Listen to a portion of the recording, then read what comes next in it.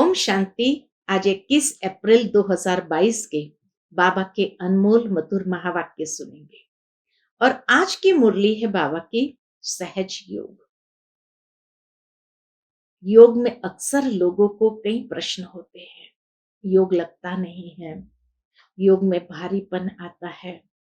तो आज बाबा ये विधि बताते हैं कि निरंतर और स्थायी योग हमारा बना रहे।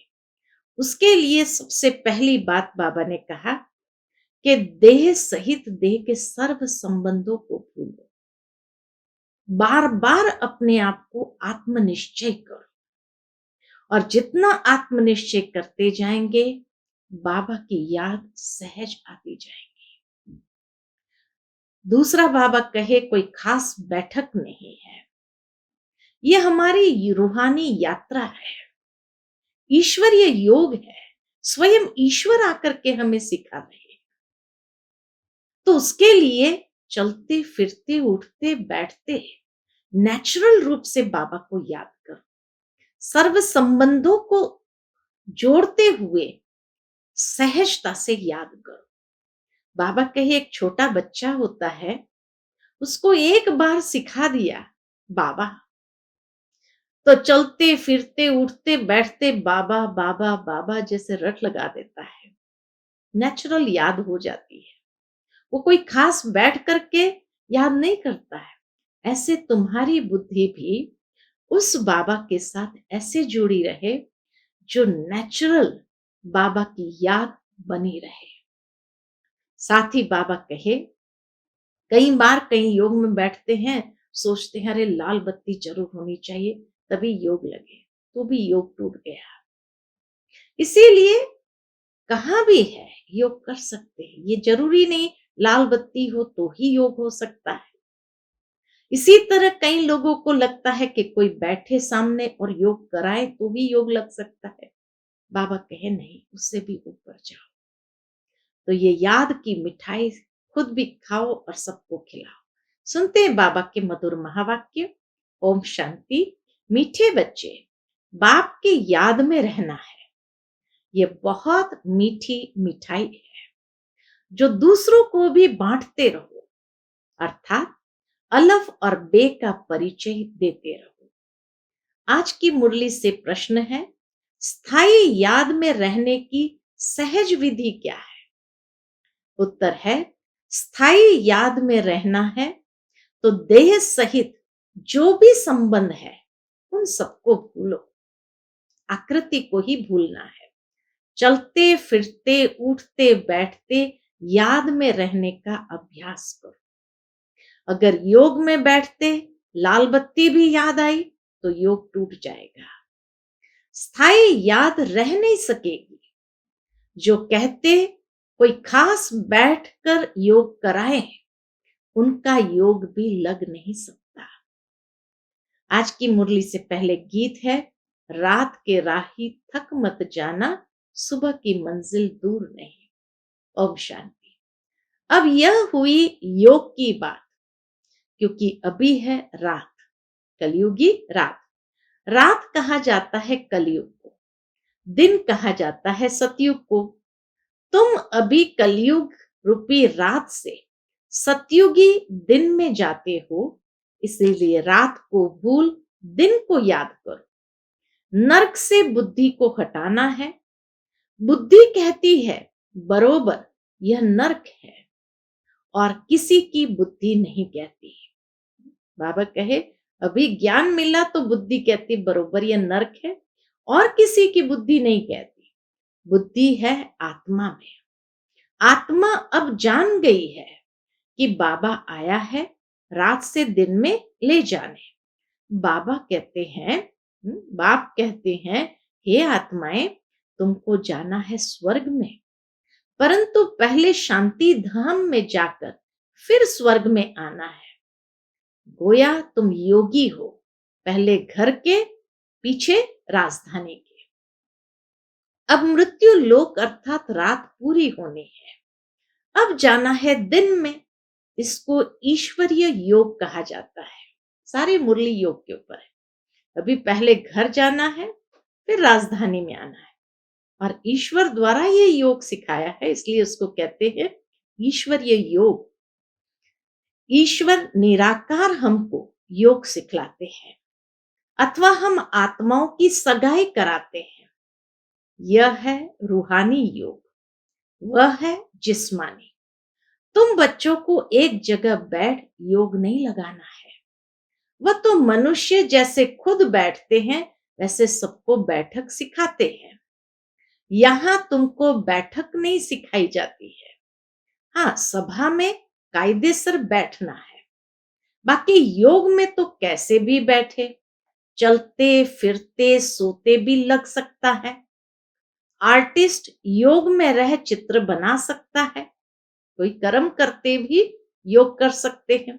शिव बाबा जिनसे योग लगाते हैं उनका चित्र बनाते हैं। ऐसे बाबा कहीं याद कर सकते हैं, जानते हैं यह हमारा बाबा निराकारी दुनिया परम धाम में रहते हैं। हम भी वहां के रहवासी हैं। हम आत्माओं को जाना है। यह बुद्धि में चलते फिरते रहना चाहिए। ऐसे नहीं कि मुझे तपस्या में बिठाओ, योग कराओ, ये कहना भी रॉन्ग है। बाबा कहे, कोई खास कहते ना मुझे निष्ठा में बिठाओ, योग कराओ, ये कहना भी रॉन्ग है। बुद्धू ऐसे कहेंगे। बाबा ने उसको टाइटल ही क्या दे दिया, बुद्धू ऐसे कहेंगे। बच्चे लौकिक बाप को खास बैठकर याद करते हैं क्या? बाबा बाबा करते ही रहते हैं, कभी भूलते ही नहीं। छोटे बच्चे और ही जास्ती याद करते हैं। मुख चलता ही रहता है। एक बार एक शब्द सीख लिया, मुख चलता ही रहता है। यहाँ पारलौकिक बाप क्यों भूल जाता है? बुद्धि योग क्यों टूट पड़ता है? मुख से बाबा बाबा कहना भी नहीं है। आत्मा जानती है बाबा को याद करना है। अगर खास बैठने की आदत है तो योग सिद्ध न हो सके। यह ईश्वरीय योग तुमको स्वयं ईश्वर सिखला रहे हैं। योगेश्वर कहते हो ना, तुमको ईश्वर ने योग सिखाया है कि मुझ बाप को याद करो। ऐसे नहीं, जब मुझे दीदी योग में बिठाती है तो मजा आता है। उनका योग कब स्थायी नहीं रह सकेगा। समझो हार्ट फेल की तकलीफ हो जाती है तो उस समय कोई योग में बिठाएगा क्या? कितनी सुंदर बात बाबा समझाते का। मानो किसी को कोई बिठा करके योग कराने की आदत है, अगर हार्ट फेल हुआ तो उस समय क्या योग में बैठेंगे? यह तो बुद्धि से याद करना है। मनुष्य जो भी योग सिखलाते हैं वह है रॉन्ग। योगी कोई भी इस दुनिया में है नहीं, इस समय कोई भी योगी है नहीं। यूं तो किसको भी याद करो तो वह भी योग हुआ। आम अच्छा लगता है तो उनसे योग लग जाता है। लाल बत्ती अच्छी लगती है तो वह याद आएगा, तो उनसे भी योग हुआ। परंतु यहाँ तो देह सहित देह के जो भी संबंध है उन सबको भूल मुझ एक के साथ योग लगाओ, तब तुम्हारा कल्याण होगा और तुम विकर्माजीत बन जाएंगे। बाप ही आकर सदगति का रास्ता बताते हैं। बाप के बिगर कोई भी सदगति दे न सके। बाकी सब है दुर्गति का रास्ता बताने वाला। स्वर्ग कहा जाता है सदगति को, और मुक्ति धाम जहां हम आत्माएं रहती है वह है घर। इस समय सभी को दुर्गति में पहुंचाने वाली है कौन सी बात? मनुष्य मत। निराकार बाप आकर सदगति देते हैं। फिर आधा कल्प हम सदगति में रहते हैं। वहां भगवान से मिलने व मुक्ति जीवन मुक्ति पाने के लिए दर दर भटकते नहीं है। जब रावण राज्य शुरू होता है तब दर दर ढूंढना शुरू करते हैं, क्योंकि हम गिरने लग पड़ते हैं। भक्ति को भी शुरू होना ही है। जैसे ही गिरने लगे तो भक्ति को भी शुरू होना ही है। तुम जानते हो, अभी हम शरीर को छोड़ फिर शिवालय में जाएंगे। सतयुग है बेहद का शिवालय, इस समय है वैश्यालय। यह बातें याद करनी पड़ती है। शिव बाबा को याद नहीं करेंगे तो वो योगी नहीं, भोगी ठहरा। तुम किसको सुनने के लिए कहते हो? तो कहते हैं हम दो वचन सुनेंगे। किसी को भी कहा आप ज्ञान सुनो तो क्या कहेंगे? अच्छा हम दो वचन सुनेंगे। अब दो वचन तो बहुत नामी ग्रामी है। कौन से दो वचन नामी ग्रामी है? मन मना भव मध्याजी भव। मुझे याद करो और वर्षे को याद करो। इन दो वचनों से ही जीवन मुक्ति मिलती है। बाप कहते हैं मुझे याद करो तो निरोगी बनेंगे, और चक्र को याद करेंगे तो धनवान बनेंगे। दो वचन से तुम एवर हेल्दी और एवर वेल्दी बन जाते हो। अगर राइट बात है तो उस पर चलना पड़े, नहीं तो समझते हैं बुद्धू है। अलफ और बे, यह है दो वचन। मन मना भव मध्याजी भवन, ये दो वचन है। अलफ और बे, यह है दो वचन। अलफ अल्लाह, बे हुई रचना। बाबा है अलफ, बे है बादशाही। तुम्हारे में कोई को बादशाही मिलती है और कोई प्रजा में जाते हैं। तुम बच्चों को पोता मिल रखना चाहिए कि सारे दिन में कितना समय बाप को और वर्षी को याद किया। यह श्रीमत बाप ही देते हैं। आत्माओं को बाप सिखलाते हैं। मनुष्य धन के लिए कितना माथा मारते हैं। धन तो ब्रह्मा के पास बहुत था। बाबा क्या कहते? धन तो ब्रह्मा के पास बहुत था। जब देखा कि अलफ से बादशाही मिलती है तो धन क्या करेंगे? क्यों न सब कुछ अलफ के हवाले कर बादशाही लेवे। बाबा ने इस पर एक गीत भी बनाया। अलफ को अल्लाह मिला और बे को मिली बादशाही। उसी समय बुद्धि में आया हमको तो विष्णु चतुर्भुज बनना है। हम इस धन को क्या करेंगे?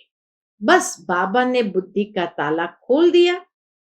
ये साकार बाबा तो धन कमाने में बिजी था। जब राजाई मिलती है तो गदाई का काम क्यों करे? तो छोड़ दिया बाबा ने। फिर बाबा भूख तो नहीं मरा। बाबा के पास जो आते हैं उनकी बहुत अच्छी पालना होती है। घर में भूख मरते होंगे, यहाँ तो जो श्रीमत पर चलते हैं उनको बाबा भी बहुत अच्छी मदद करते हैं। बाबा कहते हैं सबको रास्ता बताओ कि बेहद के बाप को याद करो और चक्र की नॉलेज को याद करो तो तुम्हारा बेड़ा पार हो जाएगा। खेवैया आया है बेड़ा पार करने। तब तो गाते हैं पतित पावन खेवैया, परंतु याद किसको करना है यह किसको भी मालूम नहीं है, क्योंकि सर्वव्यापी कह दिया है। एक ही शिव के चित्र को कहते हैं भगवान। फिर लक्ष्मी नारायण या ब्रह्मा विष्णु शंकर को भगवान क्यों कहते हैं? अगर सब ही बाप बन जाए तो वर्षा कौन देगा? सर्वव्यापी कहने से तो न देने वाला रहा न लेने वाला रहा। लिखा हुआ है ब्रह्मा द्वारा स्थापना, ऊपर में शिव खड़ा है। शिव बाबा ब्रह्मा द्वारा देवता बनाते हैं तो ब्रह्मा भी देवता बनेंगे। यह काम एक बाप का ही है, उनकी ही महिमा है। क्या महिमा गाते? एक ओमकार, निराकार, निर्वैर, अकाल मूरत। आत्मा अकाल मूरत होती है, उनको काल नहीं खाते, तो बाप भी अकाल मूरत है। शरीर तो सबके खत्म हो जाते हैं, आत्मा को कभी काल खाता नहीं है। वहां अकाले मृत्यु कब होता नहीं है। समझते हैं हमको एक शरीर छोड़ दूसरा लेना है। स्वर्ग में है तो जरूर पुनर्जन्म भी स्वर्ग में ही होगा। यहाँ तो सब नरकवासी है। कहते हैं फलाना स्वर्ग पधारा तो जरूर पहले नरक में था। इतनी सहज बात भी समझते नहीं है। सन्यासी भी नहीं जानते हैं, वो तो ज्योति ज्योत समाया कह देते हैं। भारतवासी भगत भगवान को याद करते हैं। गृहस्थी भगत है क्योंकि भक्ति प्रवृत्ति मार्ग वालों के लिए होती है। वह तो है तत्वज्ञानी, सन्यासी तो है तत्वज्ञानी। समझते हैं हम तत्व से योग लगाकर लीन हो जाएंगे। वह तो आत्मा को भी विनाशी मानते हैं। सत्य कब बोल नहीं सकते। सत्य है एक परमात्मा। तुमको अभी सत्य का संग है तो बाकी सब झूठ हुए। कलयुग में सत्य बोलने वाला कोई मनुष्य होता ही नहीं। रचयिता और रचना के बारे में कोई भी सत्य नहीं बोलता। बाप कहते हैं अभी मैं तुमको सभी शास्त्रों का सार बतलाता हूं। मुख्य जो गीता है उनमें भी परमात्मा के बदले मनुष्य का नाम डाल दिया है। जबकि कृष्ण इस समय सांवरा है। अब कृष्ण का भी ऐसा चित्र बनाए जो मनुष्य समझे। डबल शेड देवे, एक सांवरा श्याम और दूसरा सुंदर। एक तरफ सांवरे का शेड, दूसरे तरफ गोरे का शेड। फिर उन पर समझाया जाए कि काम चिता पर बैठने से काला बन जाता है, फिर ज्ञान चिता पर बैठने से गोरा बन जाता है। ज्ञान चिता पर बैठने से गोरा बन जाते हैं। निवृत्ति और प्रवृत्ति दोनों ही मार्ग दिखाना है। आयरन एज फिर गोल्डन एज बनती है। गोल्डन के बाद फिर सिल्वर कॉपर होती है। आत्मा कहती है पहले मैं काम चिता पर थी, अब मैं ज्ञान चिता पर बैठी हूं। अब तुम बच्चे जानते हो हम पतित से परिस्तानी बन रहे हैं। पतित से परिस्तानी बन रहे हैं। योग में रह तुम कोई भी चीज बनाओ तो कभी खराब नहीं होगी। बुद्धि ठीक रहने से मदद मिलती है, लेकिन है मुश्किल। बाबा कहते हैं हम भी भूल जाते हैं। बहुत तिरकनबाजी है, बहुत तिरकनबाजी है। बड़ा अच्छा अभ्यास चाहिए।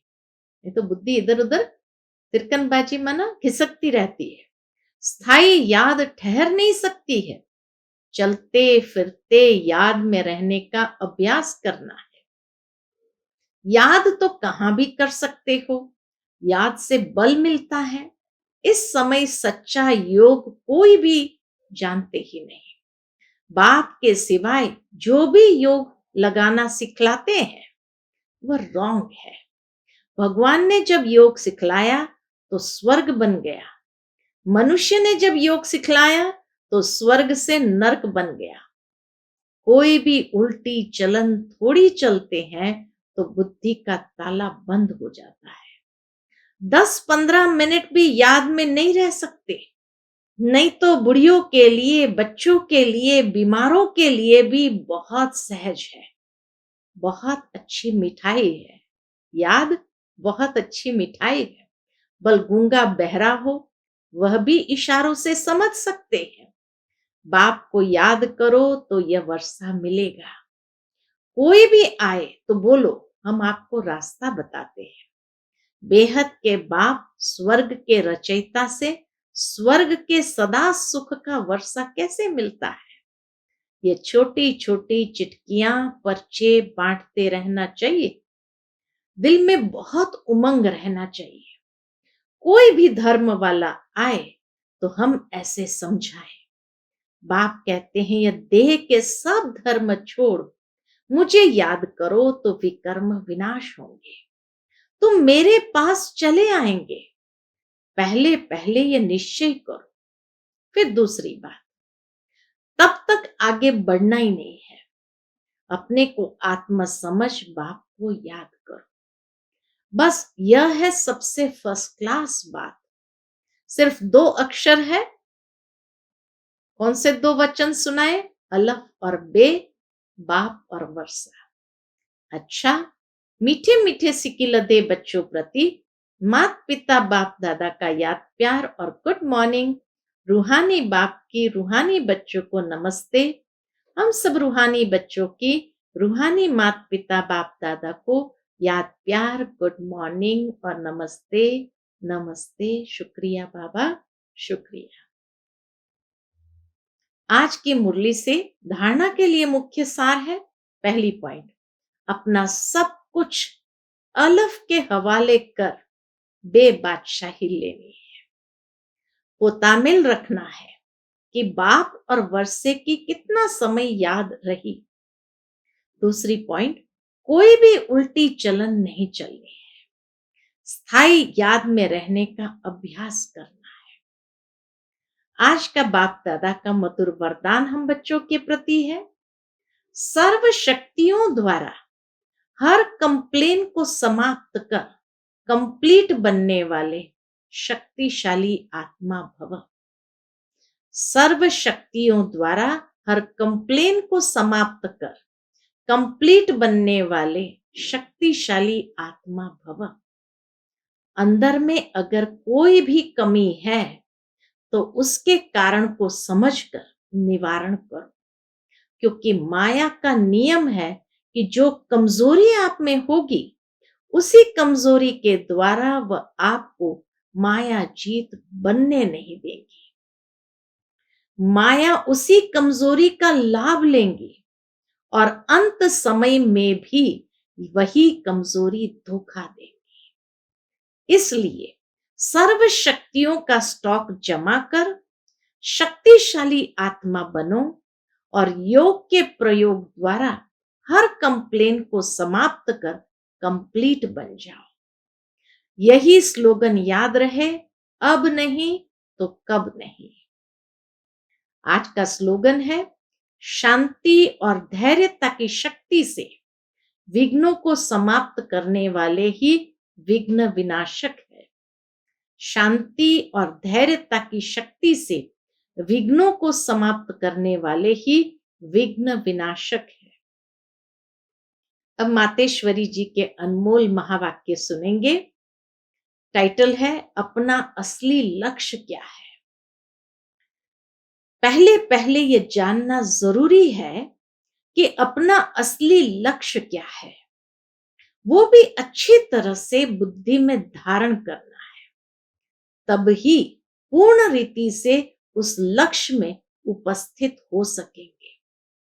अपना असली लक्ष्य है, मैं आत्मा उस परमात्मा की संतान हूं।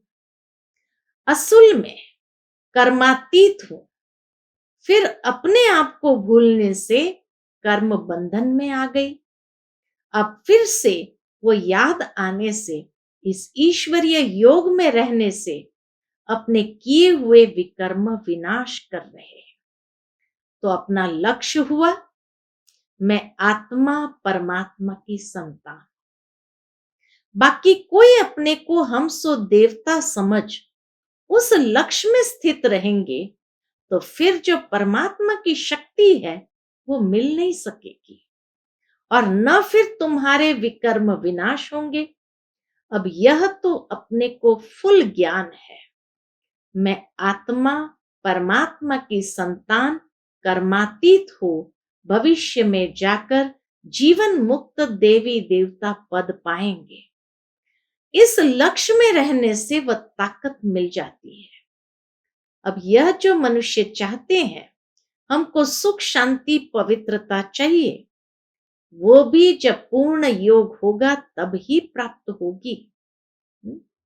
जो उनको चाहिए सुख शांति पवित्रता, वो भी जब पूर्ण योग होगा तब ही प्राप्ति होगी।